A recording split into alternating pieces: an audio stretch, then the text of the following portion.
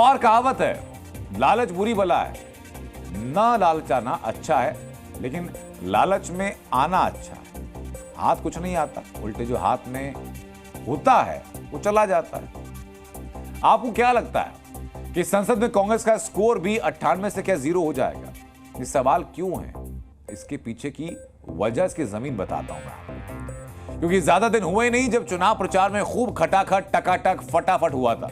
याद होगा आपको, राहुल गांधी रैली में दावा कर रहे थे, बल्कि वादा कर रहे थे कि जैसे ही कांग्रेस की सरकार बनी तो महिलाओं के खाते में हर महीने 8,500 रुपए आने शुरू हो जाएंगे। सरकार तो नहीं बनी, कांग्रेस के नंबर बढ़े, सांसद 55 थे, बढ़कर 98 हो गए। लेकिन अब एक ट्विस्ट आ चुका है कांग्रेस की सांसदों की संख्या को लेकर।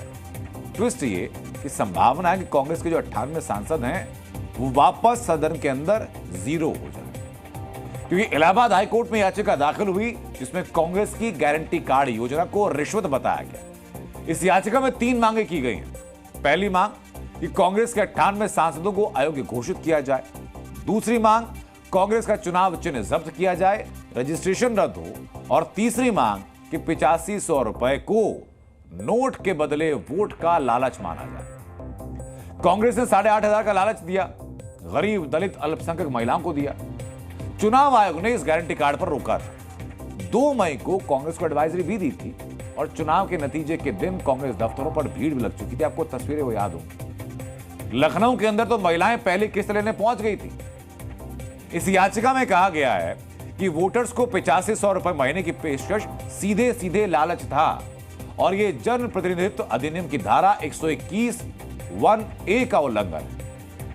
उसमें कहा गया कि 8500 रुपए की पेशकश भारतीय न्याय संहिता के तहत अपराध की श्रेणी में आता है। कांग्रेस के 8,500 रुपए के गारंटी कार्ड पर नेता प्रतिपक्ष राहुल गांधी और कांग्रेस अध्यक्ष मल्लिकार्जुन खड़गे के हस्ताक्षर थे और इलाहाबाद हाईकोर्ट ने याचिका पर अगले हफ्ते सुनवाई भी रखती है कि मामले को सुना जाएगा। उनका मेनली डिमांड ये है कि जो पार्टियां इस तरह का गारंटी कार्ड स्कीम या जो प्रोमिसरी नोट्स के तरह के जो कार्ड्स हैं जो पर्सनल लेवल पे वोटर को दिए जाते हैं, तो these it is her submission that these come within the definition of bribery, जो कि प्रोहिबिटेड है under the Indian electoral law. इसके लिए ये हाईकोर्ट का इन्होंने दरवाजा खटखटाया, क्योंकि अगर इलेक्शन कमीशन ऑफ इंडिया इस पे कुछ नहीं करता तो हाईकोर्ट या सुप्रीम कोर्ट के अलावा तो किसी एक नागरिक के पास और कोई सहारा नहीं है जाने के लिए। जी न्यूज़।